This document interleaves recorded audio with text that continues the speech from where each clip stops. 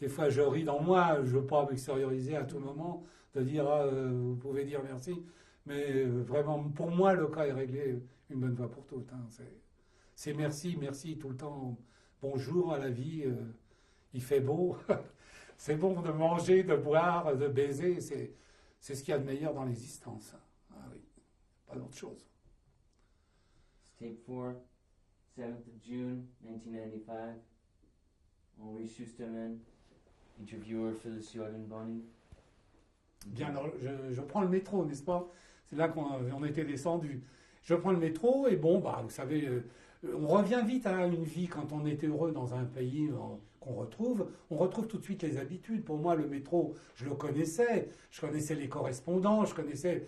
J'étais pas perdu. Bon, j'avais le point sonore, je présente mon ticket, je sais qu'il va me faire un trou. Je connais la logique, vous comprenez. J'avais rien perdu. Bon, j'étais privé de liberté, je la retrouve. Mais la retrouver, vous savez, hein, c'est des cris de joie. Donc, on reprend le cycle tout de suite. Hein, il y a plus de question d'adaptation. Bon, il y a un petit peu peut-être, bon, mais enfin, on l'attrape rapidement. Donc, je retrouve et je rentre à la maison. Et je rentre à la maison, on est en pleine effusion, on s'embrasse, on me voit dans un état lamentable parce que j'avais maigri, mais mon frère, on s'embrasse tout le monde. Et puis j'apprends que mon père viendra plus, ma mère non plus. Bon, on avait peut-être encore un faible espoir, peut-être pour ma sœur, parce que bon, certains avaient dit qu'on l'avait vue, mais enfin, elle est morte du typhus. Elle est morte du typhus 3 mois après son arrivée après Drancy. Elle n'a pas tenu, elle est morte, elle a attrapé le typhus, elle est décédée. Donc elle est décédée, elle avait en 1943, elle était née en 28, elle avait 15 ans. Et mon frère, lui, bon, il est rentré. Lui, ça faisait déjà un mois qu'il était rentré environ, donc il s'était déjà retapé un petit peu.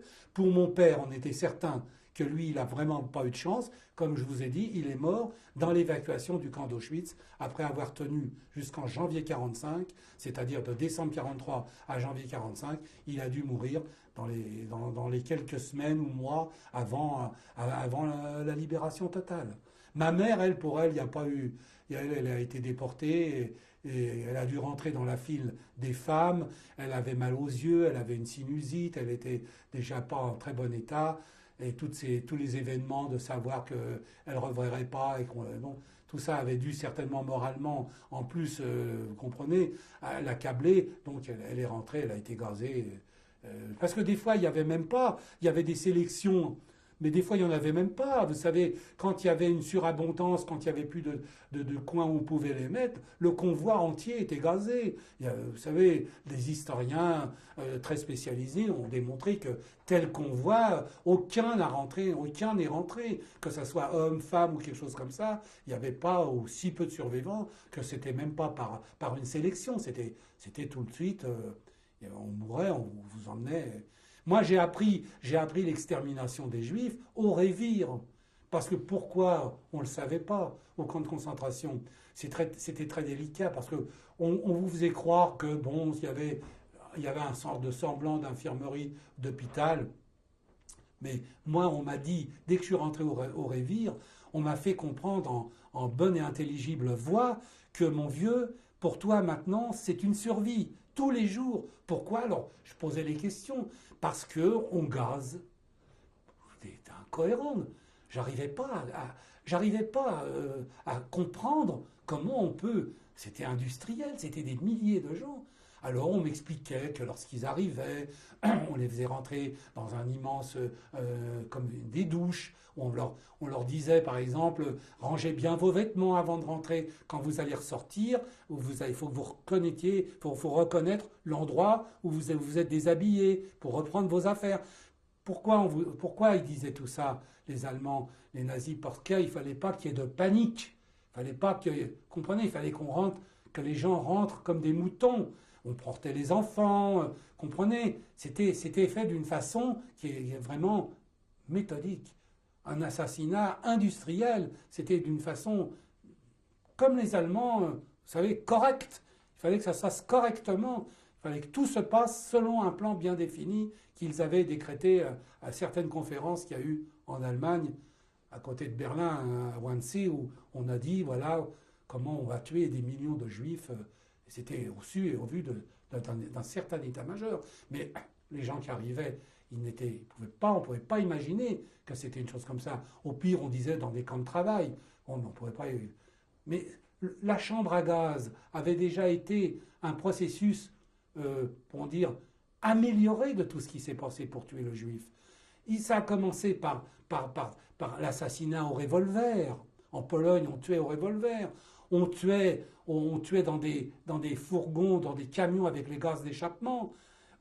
Mais ça ne donnait pas la quantité que l'État, les nazis voulaient exterminer. Combien on peut tuer au fusil? Combien on peut tuer dans un camion? Il faut encore faire enlever les corps. Alors, les brûler où? Dans quoi? Les brûler comment? On les mettait dans de la chaux, on les recouvrait. Mais des milliers, il n'y a plus. Et puis, il y a un personnel qui est obligatoirement nécessaire pour faire ce travail. Même les nazis, quand on tue à l'arme individuelle, c'est choquant. On a un réflexe qu'il y a quelque chose qui doit se passer. Je suis persuadé. Donc on ne peut plus accéder à une certaine forme d'assassinat légal. Et il a fallu qu'ils la trouvent. Et ils l'ont trouvé par la chambre à gaz. Ça a été le top de l'assassinat, de faire rentrer des gens docilement, calmement, en leur faisant croire qu'ils allaient se laver.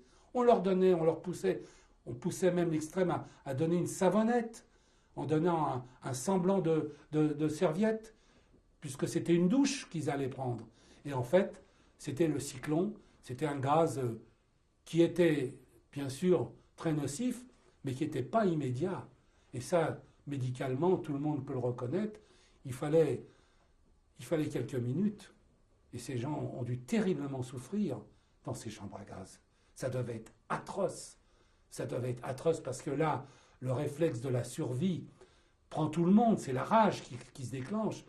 On étouffe, on crie. Et ils voyaient, il y avait des petites lucarnes, puisqu'il fallait que, quand on sortait les corps, il fallait qu'il y avait un système d'aération qui s'effectue. Il fallait être sûr que tout le monde soit mort. Vous comprenez? Donc, ça devait être atroce. Ça devait être quelque chose d'abominable. Ces corps étaient encore chauds. Il y avait les enfants. Il y avait les enfants dans les bras de leur mère. Ils allaient prendre une douche. Donc, ils prenaient, vous comprenez, leur conscience.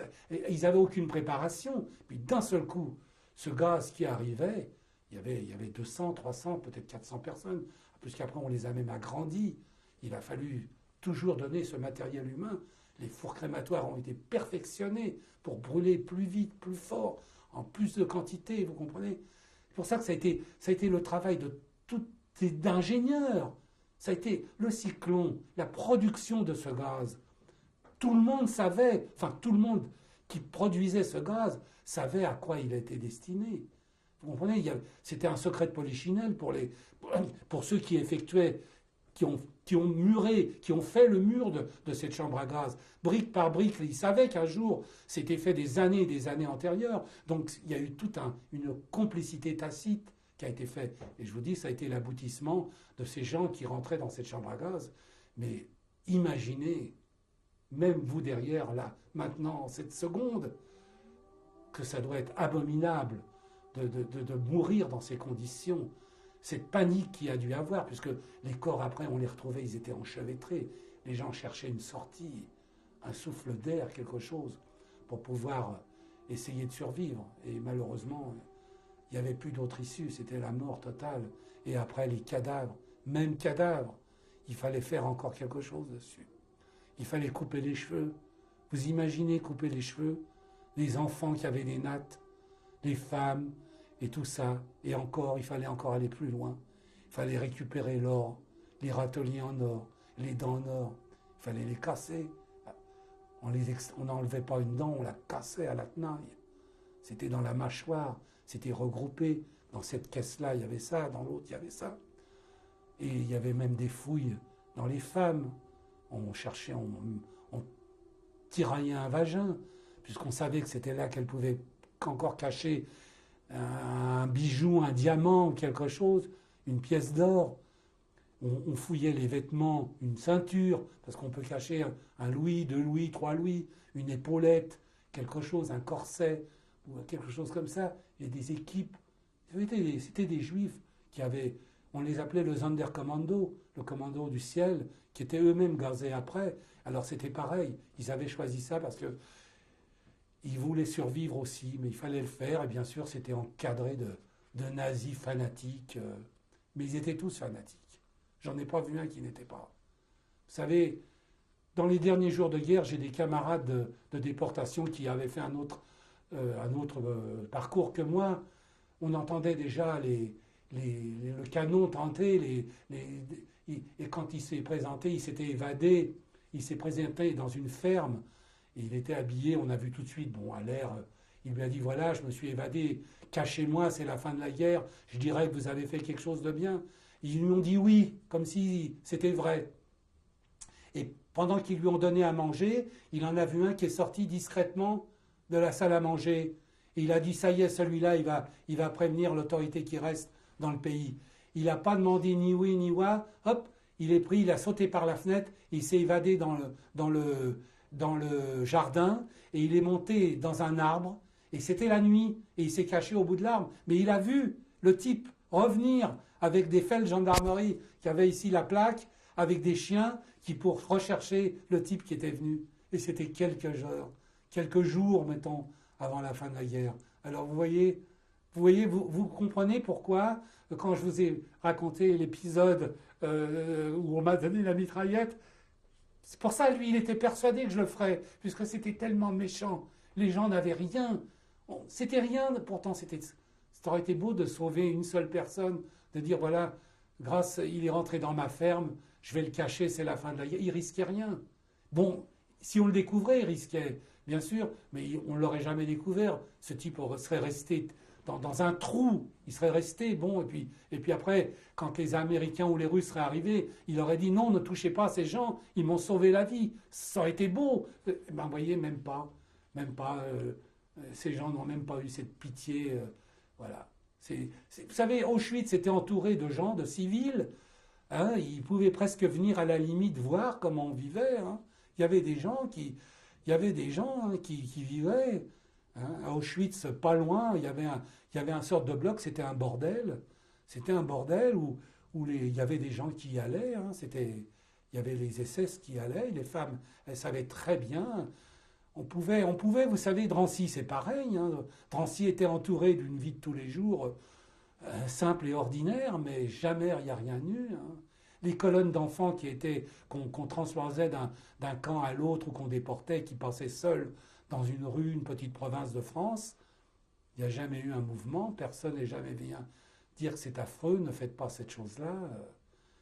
Les gendarmes français, c'était des gendarmes français en France. Moi, je parle de ce qu'on a vu, ce que des films ont raconté, des enfants qui avaient été séparés de leurs parents et qu'on avait mis dans des camps en France. Quand on les déportait, on les déportait tout seuls. Hein. Ils étaient livrés à eux-mêmes. Il y avait des encadrements d'adultes s'ils étaient mélangés, mais sinon ils étaient livrés à eux-mêmes. Ils faisaient le même parcours qu'un adulte. On pouvait devenir fou. C'était presque ça. Hein. Un enfant peut devenir fou. Une mère qui voyait... Il y a eu des cas, écoutez, moi j'ai connu des cas où on a laissé des enfants dans le métro parce qu'à la sortie, il y avait une rafle.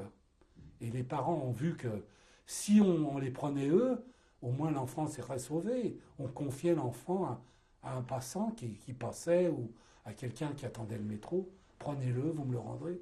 Ils avaient soit le nom à une petite barboteuse, ou on donnait le nom inscrit à la sauvette sur un bout de papier, mais il y a eu des milliers de cas comme ça. Des enfants qui ont soit été dans des familles chrétiennes qui les ont pris comme leurs propres enfants et rendus après, qui leur ont dit la vérité, soit des enfants qui ont été confiés dans des abbayes, où il y avait des bonnes sœurs, qui les ont pris, je ne sais pas s'ils les ont rendus, ou s'ils les ont baptisés pour en faire des chrétiens catholiques, je ne sais pas, mais il y avait des bonnes choses. Vous m'avez dit, à un moment donné, vous avez caché votre identité. Oui, alors là, j'ai caché mon identité. J'avais une fausse carte d'identité scolaire, mais là, on fait un retour en arrière. Ouais. On refait un retour. C'est quand j'ai franchi, que je vous ai dit que mes parents étaient partis en zone libre à Pau, que moi, je ne suis pas parti ensemble. Je suis parti avec une petite cousine et cette comptable qui était chrétienne catholique, croyante, et qui était vraiment très dévouée inintéressé, rien du tout pour une question matérielle, c'était parce qu'il fallait nous sauver. C'était la foi chrétienne, la charité chrétienne, vraiment au plus vif. Et elle avait dit, c'est moi qui vais les accompagner. Il y avait donc une petite cousine, et on nous avait fabriqué 2 fausses cartes d'identité. Elle s'appelait Rosette Doumain, et moi je m'appelais Henri Doumain. Pourquoi Doumain? Pour que dans notre esprit d'enfant, on se rappelle si on nous dit comment tu t'appelles. Elle nous avait dit, en faisant le geste, Doumain, tu comprends? Tu t'appelles pas Schusterman, Doumain. Ton prénom c'est le même, mais si on t'interroge, il faut que ça corresponde à ta photo qui est sur la carte d'identité scolaire, puisque j'avais pas 16 ans, j'avais pas le droit obligatoirement à une carte d'identité, mais il y avait un tampon faux, mais il y avait un tampon qui marquait que j'allais à l'école à Paris, que j'étais né à Paris, etc., mais que je m'appelais Doumain, pour pas prendre le mot Schusterman, qui peut être interprété comme juif ou pas, mais enfin, qui peut déjà demander quelque chose d'être approfondi. Et quand nous sommes passés dans l'autocar, après avoir pris le train jusqu'à Mont-de-Marsan, et l'autocar qui nous emmenait, où on passait la ligne de démarcation, il y a eu un arrêt pour contrôle d'identité.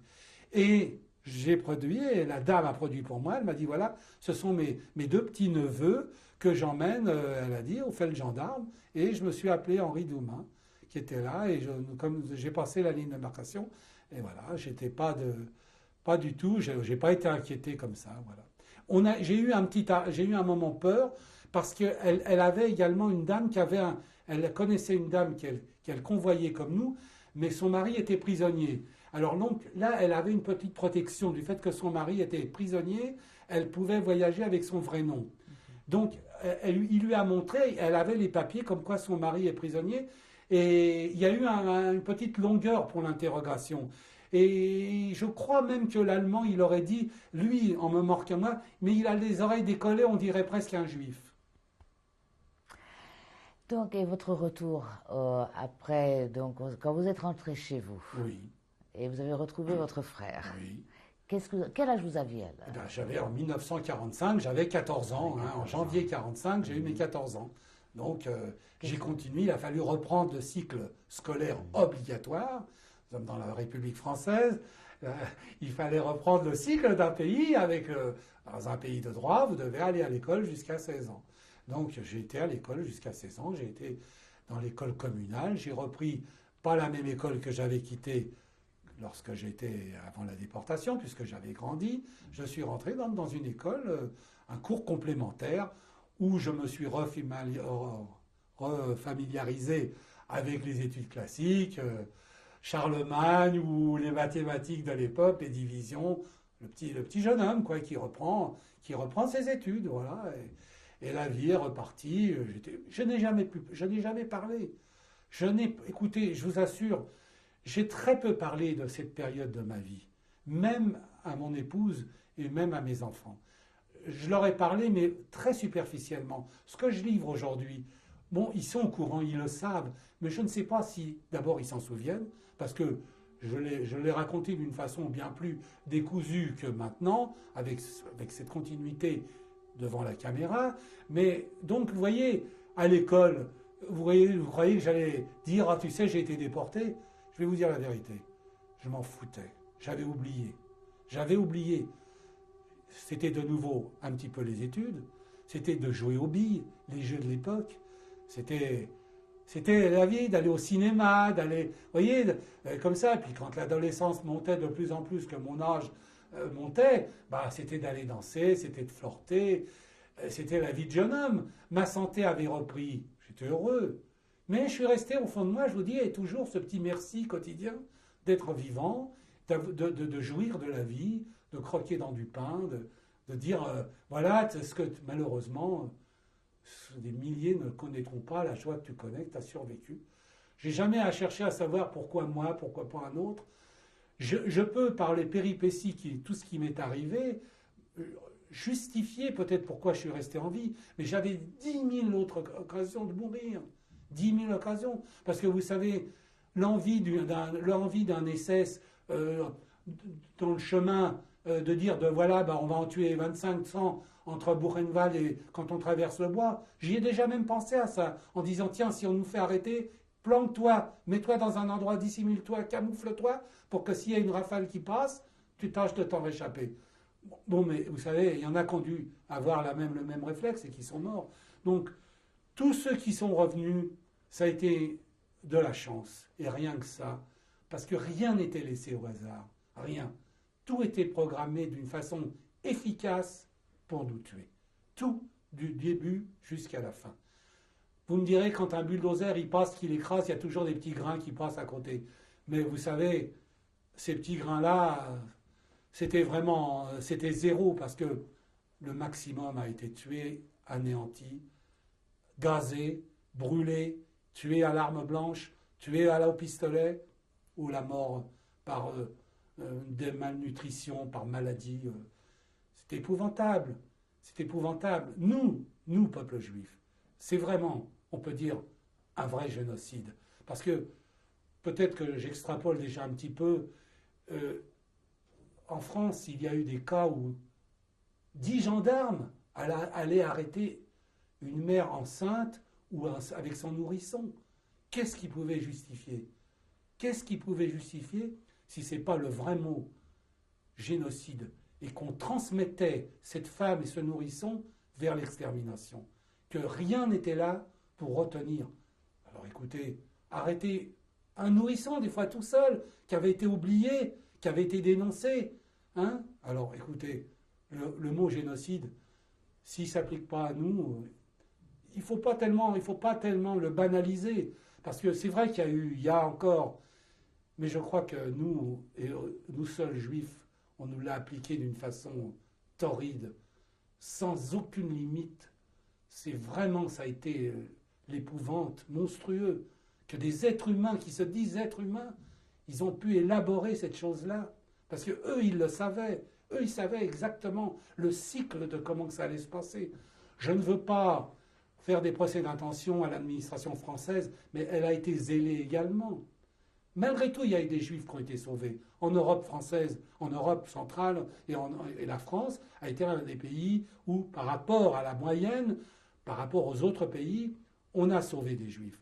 Mais enfin, il y a eu une administration super zélée qui a activé ces choses, qui a des noms qui existent encore, vous comprenez, c'était ça l'ordre, le droit, c'était ça. C'était de dénoncer, de dire où il y a des juifs, de leur dire, de les dénoncer, de leur rentrer chez eux, de leur prendre le petit tableau, le petit guéridon, etc. Et ça à toutes les échelles de la société moderne. Le commerçant dénonçait le commerçant juif, l'avocat dénonçait l'avocat juif, le médecin dit ça allait à l'infini. Vous comprenez, c'était des fois pour de l'argent, mais des fois, c'était souvent gratuitement. C'était l'élimination du type qu'on avait dit, voilà, c'était les juifs, ils sont responsables. Alors donc, allons-y. Vous savez, la France, la libération arrivait presque, et il y avait encore des milliers de lettres qui dénonçaient « Oh, là-bas, au 25 du numéro de telle rue, il y a un juif qui est caché, il y en a un qui est communiste, il y en a un qui écoute Radio Londres. » C'était même pas des lettres anonymes, puisque c'était la loi. Il fallait dénoncer pour faire toujours ramasser au maximum. Vous savez, les enfants qu'on a déportés de Lisieux et tout ça, on aurait pu éviter s'il y avait eu des organisations chrétiennes qui auraient mis non, stop, vous comprenez? C'était au stade individuel. Il y a eu au stade individuel des choses merveilleuses. Je me lève pour leur donner l'honneur qu'ils ont eu, d'avoir eu le courage de sauver des Juifs. Mais il y en a eu tellement peu. Il y en a eu tellement peu. Donc on était, vous comprenez, comme des moutons, même pas, puisque être humain, et on n'était pas des êtres humains. Alors vous comprenez, quand je relis tous ces enfants qu'on a déportés, et je me dis, mais pourquoi il n'y a pas eu une petite organisation dans un couvent ou quelque chose en disant 3 là, 2 là, 5 là, et puis il n'y en aura plus. On les a laissés grouper, c'était la meilleure façon d'achever le travail. Grouper, on emmenait tout le monde, on emmenait les enfants, on emmenait les moniteurs, les monitrices, et puis on faisait disparaître le tout par la déportation. Donc c'est ça que je reproche, vous comprenez, surtout au gouvernement français. Il y a eu du zèle, il y a eu trop de zèle, comprenez. Moi, je vais vous donner un exemple. J'ai eu un ecclésiastique, un abbé qui a été réfractaire au régime nazi, qui avait été déporté politique, même pas en tant que chrétien, en tant que juif, un abbé. Eh bien, il était dans Révire à Bounin. Il est mort pratiquement dans mes bras. Il est mort d'une bronchopneumonie mélangée de tout ce que vous voulez. Eh bien, il m'a dit, puisqu'il parlait français, c'est un abbé, un français, il m'a dit comme si moi j'étais, je ne vais pas dire le Christ, mais comme s'il me demandait pardon de ce que la chrétienté avait fait au peuple juif, ou ce qu'elle n'avait pas fait pour l'aider à survivre, à surmonter. Parce qu'il y en aurait eu encore moins qui auraient été déportés. S'il y avait eu un tout petit peu, il y avait des moyens. La France, elle est vaste. Il y avait, je ne vais pas dire jusqu'à faire de la résistance. C'est vrai que c'était dangereux, je ne dis pas, il y avait un risque, mais il y avait les provinces françaises, il y avait les montagnes, il y avait l'Auvergne, il y avait des tas de coins où il y a eu des cas, je ne dis pas, je ne veux pas tout le monde, mais il y aurait pu avoir plus, ça aurait été plus joli, ça aurait été... Ils auraient peut-être pas pu, mais enfin, vous savez, ils étaient tous pétainistes, la grande majorité. Pourquoi? Parce que Pétain représentait la légalité. Il avait fait pour représenter la légalité. Comment lui, le grand vainqueur, le grand héros de Verdun, lui, si lui est dans le faux, c'est pas possible. Donc il est dans la vérité. Et s'il est dans la vérité, suivons-le. Il fallait être très lucide. Mon père, dès la fin de la guerre, dès que les Allemands avaient envahi Paris, il a dit, pour nous maintenant c'est terminé, c'est la survie qui va commencer. Parce que jamais de la vie il aurait accepté quoi que ce soit. Comprenez, il a dit, ça va être dramatique, parce que du fait que lui, il était passé un peu de Pologne, il était passé par l'Allemagne avant de venir, donc il a compris tout de suite que ça deviendrait comme dans ces pays-là, où c'était déjà depuis de longues dates, l'extermination des Juifs avait été programmée. Pas à l'échelle comme elle a commencé dans l'Europe centrale, mais ça commençait, les camps de concentration, Sachsenhausen, Flossenburg. Comprenez? On mettait déjà les Juifs, les politiques, on mettait des syndicalistes, des gens qui s'imposaient encore avec le semblant de l'égalité, voilà, avec l'approbation de la population. Ça a été abject. On ne vous demandait pas d'être des héros, mais de ne pas pousser non plus, de ne pas activer le processus. Parce qu'en faisant ça, chacun mettait une brique pour la construction de l'extermination, de la chambre à gaz. Vous comprenez? Sans le savoir, hein, bien sûr. Mais un gendarme qui ramassait les Juifs et qui les mettait, il les met là, puis après, lui, il a rempli son contrat. Sa mission, c'était de faire ça. Il y en a qui ont prévenu, il y en a qui ont été la veille en disant « débine-toi parce qu'il y a quelque chose de programmé », mais très peu, non. Il y avait une haine moche, qui était stérile, qui n'a mené... C'était vraiment vulgairement bouffer du juif et l'exterminer. C'est pas eux, ça se passait pas sur le territoire. Bon, vous voulez 3000 juifs, mais on va vous les donner, voilà. Hein, les rafles ont été faites, on vous disait à partir de 16 ans. Ah ben non, le préfet il disait, on va vous donner même les bébés, on va vous donner les petits garçons, les petites filles. Ça a été jusque-là. Vous comprenez, ça a été vraiment du zèle. Il y a eu des résistances, comme je vous l'ai dit, je les honore. Il y a eu des gens qui ont fait vraiment plus que l'impossible à leur propre rythme. Moi j'avais une amie, elle a eu un copain juif qui a été déporté, elle est restée avec lui. Elle a été déportée également. Elle a suivi le... Ah, puisque tu aimes les Juifs, eh ben tu iras avec. Eh ben elle a été déportée. Et voilà. vous, après donc, après l'école? Oui. Après l'école, je suis rentré dans une sorte de vie professionnelle, puisque j'ai vécu, vous comprenez, avec à peu près ce que mes parents avaient laissé, les biens, etc. On a essayé de faire progresser cette épicerie, on a essayé de faire les marchés, mon frère et moi, mais vraiment, on n'avait aucun talent de gestionnaire. Mon frère qui est né en 26 et moi en 31, même additionné l'âge, c'était vraiment... On a bouffé à l'époque ce qu'on pouvait beaucoup s'enrichir, comme on dit, puisque ça touchait le stade de l'alimentation, donc c'était en pleine effervescence. Et ben oui, même là, on a ce que mon frère a essayé, ce que moi j'ai essayé, et ben tout a échoué. Et puis on a vécu quand même. Hein. C'était pas la misère, mais enfin, on n'a pas percé, on n'a pas réussi. On a surnagé, mais c'était puis après on a tout vendu. Mon frère, qui était l'aîné, s'est marié en 1947, 46-47, Et j'ai vécu une partie jusqu'à mon mariage en 58 chez lui. Donc, puisque j'avais pas mes parents, donc j'étais devenu, je m'étais fait émanciper. Mais j'ai fait mon service militaire. En 1950, j'ai eu 20 ans. En 51, j'ai été obligé de faire mon service militaire parce que la loi d'exemption allait jusqu'au 31 décembre pour les natifs du 31 décembre 1930. Parce qu'on s'est dit, le législateur s'est dit, 1930, celui qui est mort, il n'a pas pu survivre, puisque c'était trop jeune. Mais manque de chance, moi je suis né le 5 janvier 1931, donc je ne rentrais pas dans ce cadre de loi. Je m'en étais pas tellement soucié aussi peut-être. Je me suis retrouvé donc sous les drapeaux, j'ai été appelé, j'ai servi dans l'armée de l'air. On m'a demandé, bon, vu que j'ai été déporté, etc., l'affectation que je voulais avoir. Bien sûr, j'ai été affecté à Paris, j'étais dans un très bon service, j'avais des permissions. Enfin, j'ai effectué la durée légale, 18 mois de service militaire. Bon, bah, la vie, elle est passée. J'ai vécu, j'étais jeune homme, je sortais, j'allais danser. C'était l'époque assez bouillonnante de la France. Il y avait l'existentialisme, une jeunesse, une nouvelle génération de jeunesse qui n'avait pas connu la guerre, qui est arrivée à l'âge adulte. Donc tout ça, la profusion alimentaire réapparaissait, la France, les fromages, le vin, le bien-être, etc. Donc je suis rentré dans le système et puis voilà, ma jeunesse était magnifique, tout était bien. Cette période est un enchantement.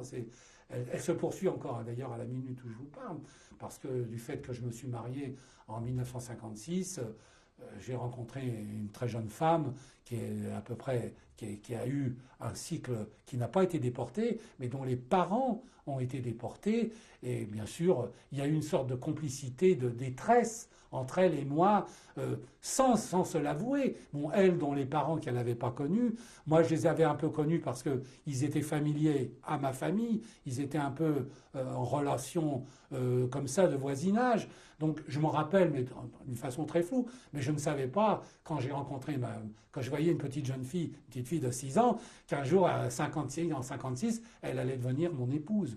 Elle est devenue, c'est un bien, j'ai eu des enfants, j'ai eu 2 grandes filles, dont une a fait son aliyah en 1982 en Israël, qui elle-même est mariée, elle a 2 fils, elle vit à Haïfa depuis maintenant 15 ans, et puis la plus jeune, qui est née en 56, c'est-à-dire, non, en 58, l'aînée est née en 58, Dorothée est née en 58, elle vit en Israël. Et la plus jeune est née en 56, elle vit à Paris, elle est rentrée dans le système français, elle travaille, elle m'a donné un garçon et une fille. J'ai donc 4 petits-enfants, 2 petits-enfants garçons à Haïfa en Israël, et ici une fille l'aînée et un petit garçon qui ont 12 ans et 10 ans. Et comment il s'appelle, votre famille en Israël? Alors en Israël, ma fille s'appelle Dorothée Lévy. Lévy, elle s'est mariée avec un monsieur Lévy qui s'appelle Ilan. Il est entrepreneur dans les travaux publics. Il est né déjà en Israël. Et ils ont fondé une très belle famille. J'ai l'aîné des garçons s'appelle Yoav, et puis le plus petit s'appelle Nathan. Ils ont 10 ans et 6 ans. Voilà. Et ici, l'aîné, c'est la fille de Fabienne, qui est mariée avec un Didier Grossman. Et la petite fille, l'aînée, s'appelle Sarah Laure, et le petit garçon s'appelle Simon. Voilà. Et ma Sarah Laure vient de fêter sa bat mitzvah il y a environ un mois. Donc elle a 12 ans. Et le garçon a 10 ans.